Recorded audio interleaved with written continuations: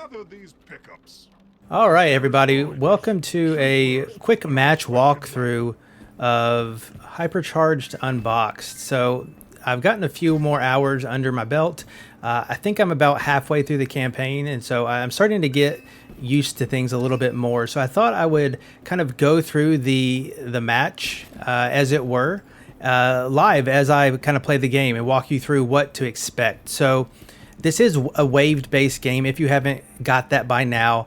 And when you start a match like this, you are in a build mode. You can see at the top it says prepare for wave, and I have a countdown. I'm in build mode, as you can see, as I come over places where I can build, I do have things popping up. And if I were to look at the cards I have here and switch through them with the Y button, that's the current objects that I have selected to kind of fill my loadout, if you will. And I can add them to the game here as long as I have enough of the materials to do so. Now, if I were to exit this build mode by this way pressing up, it will automatically cancel the countdown and the game starts. The wave will start. So it's a little kind of confusing at first. I did not get that until a little bit in, because really what you also want to be doing right now is exploring. As you can see, I've been picking up different credits, and other things are just hidden around the map that make the game fun to maneuver. If I go into my pods menu, I can see that there are a bunch of objectives, and some of them are optional, like finding hidden collectibles. And if you find those, you unlock more characters and different cosmetics for the game. So if you want to do this while you're actually playing and doing the waves, you most certainly can. But obviously you won't be able to provide as much support for your team if you do that. And so there's some just new things coming around. This is a brand new map for me. So I've never seen this dice before. So obviously that's a collectible, and there's going to be 6 more of those in this particular stage. And if it's like anything else that I've played, any other level I've played so far, I will probably be able to find 5, and then I won't be able to find any more. This is a secret collectible, and it will, I think, tie to an exact cosmetic unlock. And I don't know which one that would be at the moment, but if you go through the cosmetics through just the customize menu, it will actually tell you what you need to do to unlock that particular one. So that's kind of useful. But right now we are ending our build phase. I do have some computer teammates out, and they've been putting some stuff. So far, I've kind of stuck to not building a ton and focus more on the shooting and then the collection aspect. I want to find all of these collectibles. All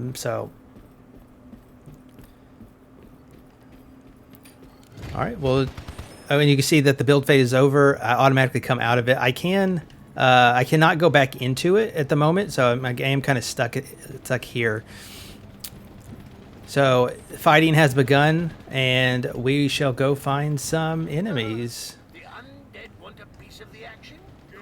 Show 'em how it's done. I have noticed that the game will put you automatically into this first-person mode, where at first I was trying to play in third person, thought that might be a little better, but after it keeps taking me out of it, I keep kind of forgetting to go back to it, at least on the second day that I'm playing it. And so I've kind of just drawn to first person mode here. To switch though, you can just press the B button like this, and all of a sudden you are in third person mode. And if you press it again, you just kind of switch to that side, so that's more of a preference thing. I kind of mentioned it in my first play video. The controls, the jump button is still tied to RB. I have not looked into updating that. Again, that's something that I'm just kind of getting used to.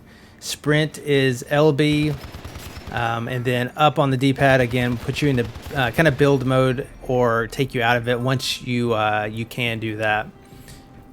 A will ping and do these emotes, so you know that's probably more useful in online play, not so much in single player. X will reload, and then Y is typically reserved for picking up like objects and stuff. But here's our hypercore, or one of them. You can see in the top left I have 3, so we are trying to protect them, and they each have areas around them, these kind of goldish circles here that will allow us to build walls or other defenses here. And they each have a battery attached to them. You can see that there is a battery here, and sometimes you will find more batteries that you can swap out. And at least in the tutorial stage, I saw a battery charger where you can recharge a battery. I haven't really been looking for them, but I have not seen any more since then. Around the map will be health pickups occasionally, and also gun parts. So you can really change from a rifle to a shotgun to a laser, and you could update your scope and your magazine and things like that. So I'm sure we will find one soon enough. And that's the first wave completed. And you can see I'm already back into build mode. So we are able to build using some of the credits or currency that we have found. See, there's some on the floor there from a defeated enemy. And occasionally you're going to find like bags of that material as well. Usually I find, one or two. So we'll see if I can find another one. I will build some things, but like I said, I am more into the fighting versus the defensive protection here. I am playing on regular mode. I'm sure that is more needed in the harder difficulties. So far, I've been able to platinum the levels relatively easy. There are a couple of levels maybe that I have not done it on the first try, but otherwise it hasn't been too bad. Here's one of those bags here. So this gives me, it's a medium-sized bag. It will give me some build credits so that I can build more of these traps here. Again, I'm gonna press Y to switch my traps, and right here I'll put some of these fire traps. I do believe that the more convoluted traps like this do take up some of your battery, but don't hold me to that. I am still learning here. Seems like a pretty popular walkway here, as long as we don't have a flying type wave coming up. That should be pretty good. Let's go see if we can find some more items. Haven't found any of those dice. Usually I do tend to explore a little bit more, but this map I just don't know. And speaking of, there is a die right there.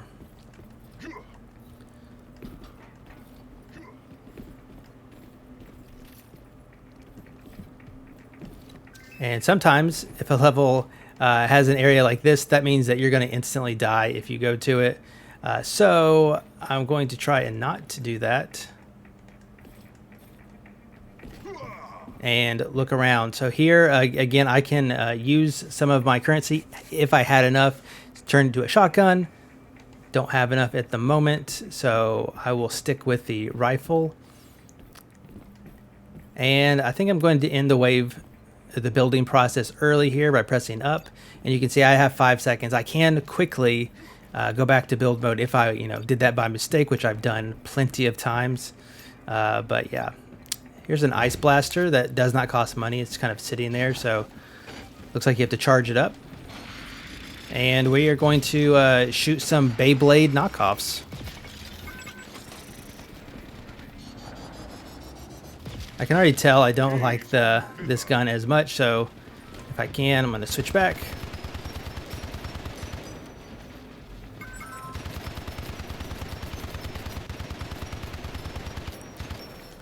Gaze on thither.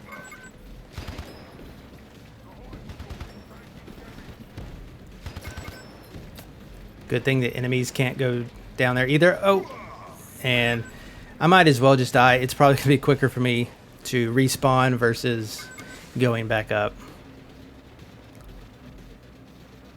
Going back up successfully. And I didn't have any guns or anything that weren't the default, so I didn't have to really worry about that.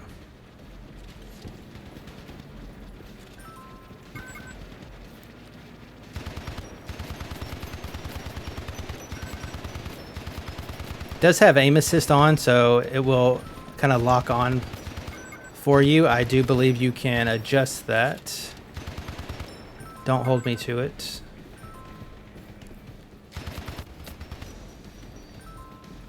Pretty impressive considering what a small toy you are. A hypercore needs power.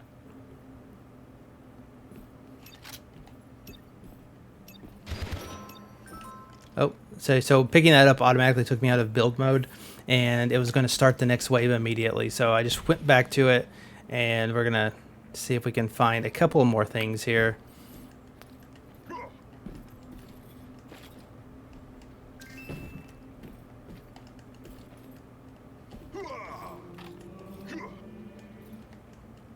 Power node is low on It can get energy. pretty dark back here in some of these corridors. Just something you, again, kind of get used to. Usually there is a pretty easy path to follow, and if you... it's hard to get lost in them, I guess I will say. Look at this. Looks like a toy I had as a kid. It's kind of cool. Alright, not finding anything back here. Let's build this jump pad. These are always useful.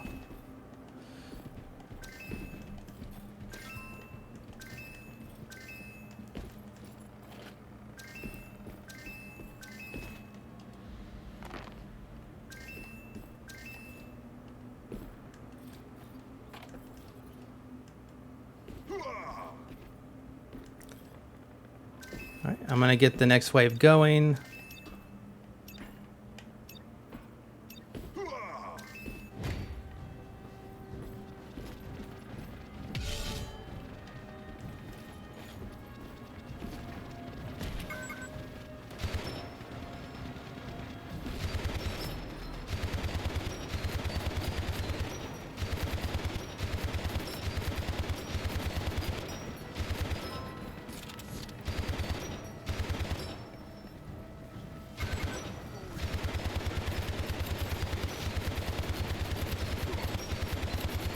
You can melee with the right stick.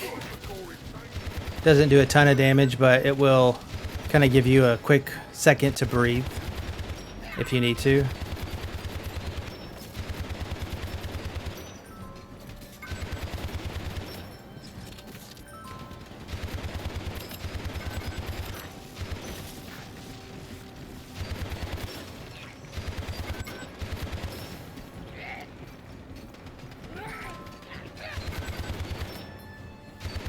I do sometimes find myself overwhelmed. As you can see, these enemies kind of come out of nowhere. Sometimes you can get lucky and you can camp that spot, but you do have to worry about other stray enemies kind of coming at you as well. I do think it could be a good strategy for online play when you have a real team. But I have yet to try the online for this game.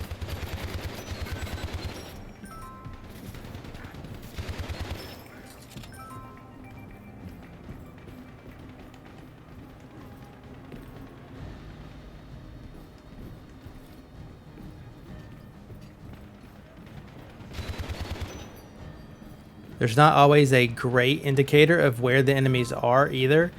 Until you get to the last few, it will tell you how many are remaining, and sometimes you can kind of see a marker through your map of where they are. I mean, typically, if you look for your hypercores, they're going to be around there. So once you get used to the map a little bit, that will be a little bit more apparent.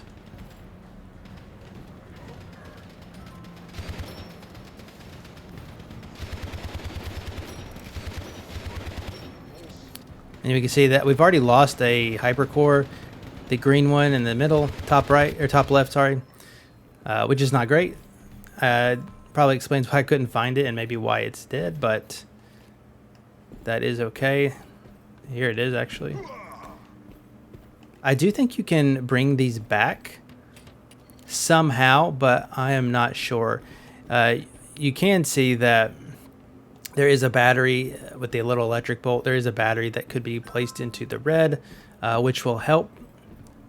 We just have to find said battery to put it in, which it looks like it is right there, actually.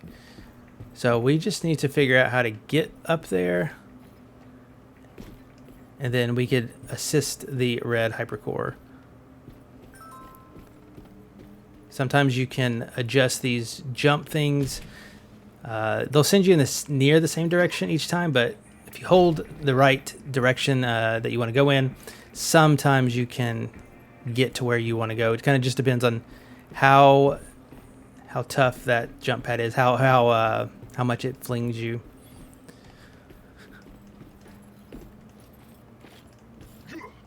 But honestly, exploring this, the levels is kind of my favorite part. I do wish that there was a free roam mode, and there might be, and I just haven't found it yet. Oh, I thought I had that one. If you get to an edge, you can spam the right bumper, the same as the jump, to kind of grab onto it. The other thing I'm not crazy for is having to exit the build mode to start the wave. I don't really. I would rather not have this be my default screen, while I am looking around. But it is what it is. Okay, I am not going to worry about that battery at the moment. We're just going to start the wave, because I'm not too fussed with getting a perfect score at the moment. I will come back after I find all the collectibles and do optional stuff. That's my main goal. I think at the beginning here, it'd be nice to not completely bomb the level, but getting a platinum is not top priority at the moment. Also, I think I would rather do that with the team. I think it would be way less stressful. We have our first flying enemy, it looks like.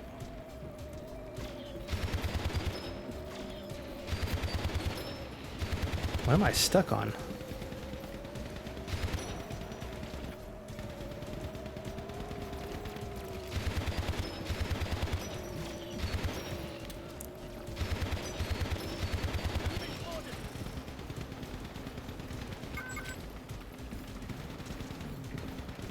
All right, we need to go help Red out.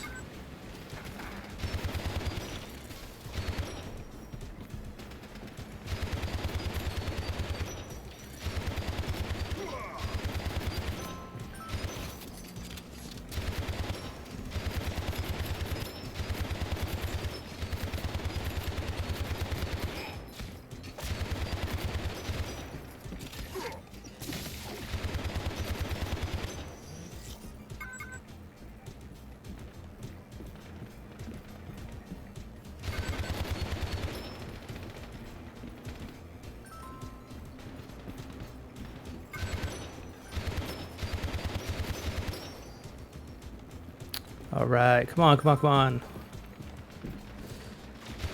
Who's left? Where are they? Find the last few enemies. So here we are down to the last few, and you can see there's a marker there. Easily identifiable at that point. Splendid job, lads. We'll have a celebratory feast tonight. All right, there's probably not too many left. I don't actually have a lot of build credits. Although I just got a boost there, so maybe it just took some time. So let's just fill out some of these defenses.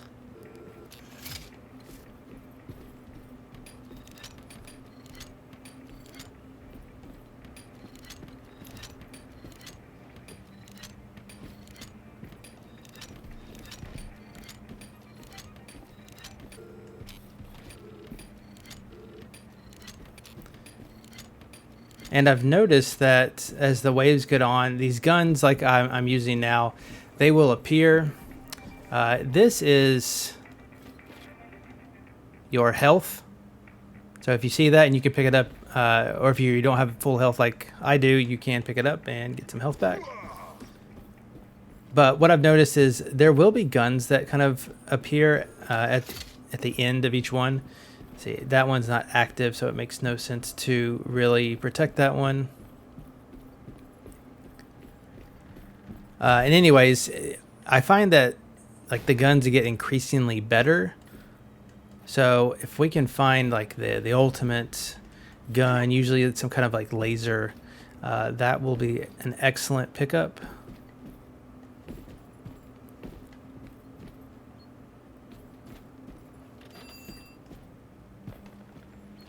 Here's our other one. Let's just fully encase this to give ourselves the best chance.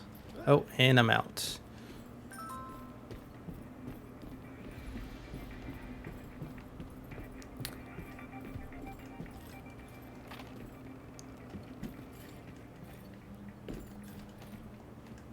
Ah.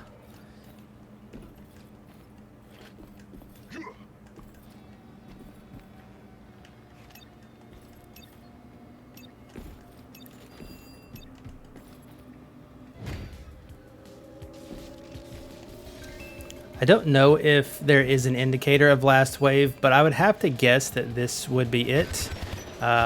We'll just see. Normally they don't last as long as this, but as I'm getting further in the campaign, they are getting tougher, obviously, which means they do take a little bit longer, more waves, more health the enemies have, things like that. At least that's what it is seeming like.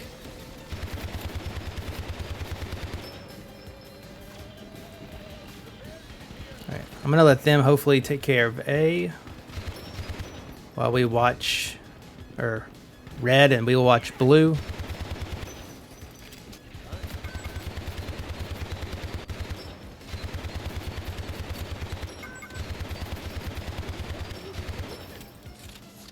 Demolisher has some heavy-duty armor. It must have a weak point somewhere. All right, so that sounds like a boss.